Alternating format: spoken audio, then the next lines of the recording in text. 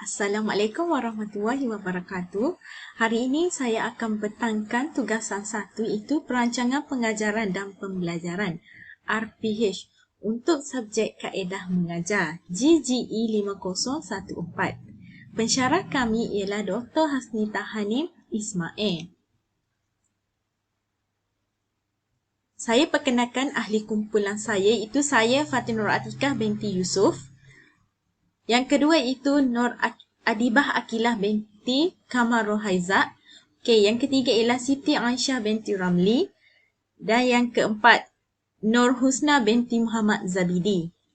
Seterusnya rancangan pengajaran harian.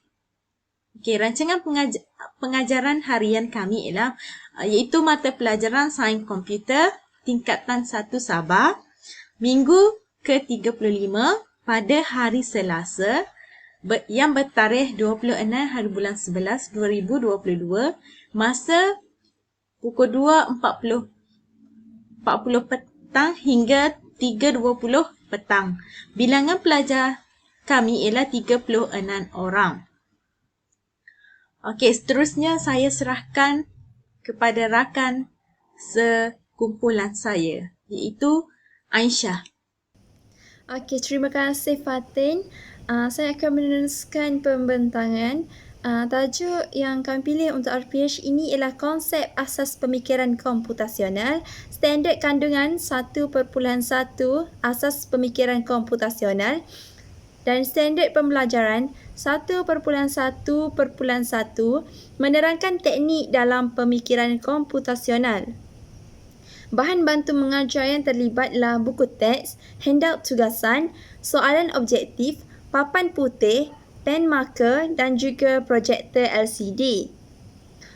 Langkah pengajaran. Pada fasa permulaan, aktiviti pelajar, guru akan menerangkan isi dan juga objektif pembelajaran. Guru akan menerangkan maksud pemikiran komputasional di mana proses dan 4 teknik asas pemikiran komputasional. Guru juga akan memberi contoh penyelesaian masalah harian seperti pembuatan sandwich untuk mengaitkan dengan topik yang diterangkan. Pada bahagian catatan, BBM yang terlibat adalah buku teks, papan putih, pen marker dan juga projektor LCD. Nilai murni yang terlibat pada bahagian ini adalah kemahiran berfikir, tekun dan juga fokus. Strategi PDP yang terlibat adalah pembelajaran kontekstual dan juga pembelajaran berpusatkan guru. Seterusnya, saya akan serahkan kepada ahli kumpulan saya lain iaitu Husna. Untuk fasa perkembangan pula adalah kita fokuskan kepada aktiviti soal jawab dalam perkumpulan. Pertama, guru akan mengadakan soal sesi jawab bersama pelajar berkenaan tajuk yang merangkumi maksud, proses dan teknik. Guru akan menanyakan kepada pelajar apa yang mereka dapat daripada pembelajaran yang lepas. Pelajar akan dibahagikan kepada kumpulan yang terdiri daripada 9 orang ahli. Setiap kumpulan perlu menyelesaikan tugasan yang berbeza dari segi teknik. Tugasan diagihkan setiap kumpulan. Pelajar perlu mendengar arahan guru dan berbincang dengan ahli kumpulan untuk menyiapkan tugasan. Setiap kumpulan perlu menceritakan tentang teknik yang ditugaskan dan bagaimana mereka mengaplikasikannya. BBM yang kita guna pada hari ini adalah buku teks. Nilai murni yang terdapat dalam langkah pengajaran kali ini adalah kerjasama dan cekap serta bertanggungjawab. Strategi PDP adalah berpusatkan kepada pelajar dan pelajaran berasaskan inquiry. Langkah pengajaran di bahagian penutup pula adalah guru akan minta semua pelajar kembali ke tempat asal dan guru akan mengagihkan soalan kuis bagi melihat sejauh mana kefahaman pelajar dalam soalan dalam pengajaran pada hari ini. Dan kuis hanya mengandungi 10 soalan objektif. Guru akan buat rumusan dan ringkaskan keseluruhan aktiviti PDP. BBM yang akan digunakan adalah kertas soalan. Nilai murni adalah berkeyakinan dan bersemangat. Strategi PDP, pembelajaran berasaskan mastery, berpusatkan guru dan pelajar. Baiklah, refleksi pada pembelajaran pada kali ini adalah seramai 36 orang murid dapat menguasai objektif pembelajaran dan diberi latihan pengayaan atau pengukuhan. Ini bermakna kesemua pelajar dapat menguasai pembelajaran yang telah diajar oleh guru pada hari ini.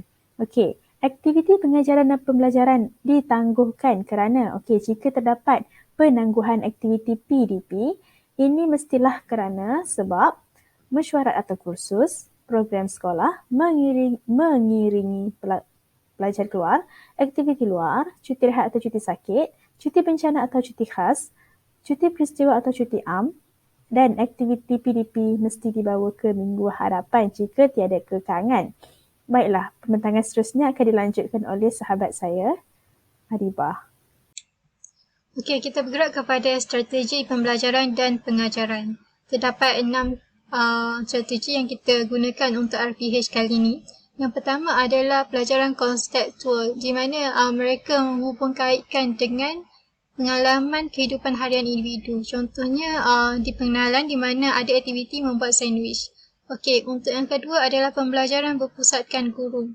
Okey, pendekatan ini memfokuskan peranan guru itu sendiri, di mana guru menerangkan teori-teori pembelajaran di awal pemulaan pembelajaran. Okey, yang ketiga pula adalah pembelajaran berpusatkan pelajar, di mana pembelajaran ini pelajar bergerak secara aktif dalam sesi pembelajaran dan pengajaran. Ini berlaku di pertengahan sesi, di mana mereka bergerak aktif untuk menyiapkan tugasan secara kumpulan. Yang keempat adalah pembelajaran berasaskan inquiry, di mana pelajar itu sendiri meneroka dengan menggunakan pengetahuan mereka untuk menyiapkan tugasan secara kumpulan. Okey, yang keempat adalah pembelajaran berasaskan mastery. Pembelajaran ini bagi menilai tahap pengetahuan setiap individu, kerana setiap pelajar mempunyai perbezaan dari segi tahap pengetahuan mereka. Jadi untuk mengetahuinya, kita memberikan soalan objektif kepada mereka di akhir kelas. Okey, yang keenam adalah pembelajaran berpusatkan guru dan pelajar. Untuk strategi ini di mana terdapat penlibatan guru dan pelajar, di mana guru akan menyoal pelajar tentang rumusan terhadap topik tersebut. Okey, seterusnya adalah justifikasi. Aktiviti yang kita lakukan adalah 2, berkumpulan dan juga individu. Aktiviti berkumpulan dilakukan bagi meningkatkan semangat dan menaikkan semangat pelajar yang kurang bermotivasi, kerana mereka melakukan aktiviti ini bersama rakan-rakan dalam satu kumpulan. Mereka juga boleh berkongsi idea dan bertukar pengetahuan yang mereka ada. Aktiviti ini dapat memperkukuhkan pengetahuan mereka terhadap topik berkenaan. Okey, seterusnya adalah aktiviti individu, di mana di sini bagi menilai setiap kefahaman individu ataupun murid ataupun pelajar, kita mengedarkan soalan objektif, 10 soalan objektif, dan mereka perlu menjawabnya, dan kita dapat melihat sama ada mereka telah menguasai topik tersebut ataupun belum. Okey, seterusnya adalah lampiran bagi tugasan kumpulan dan soalan objektif. Ini adalah contoh-contoh soalan kumpulan yang akan diajukan kepada mereka, dan ini merupakan soalan objektif bagi tugasan individu. Okey, sekian, terima kasih.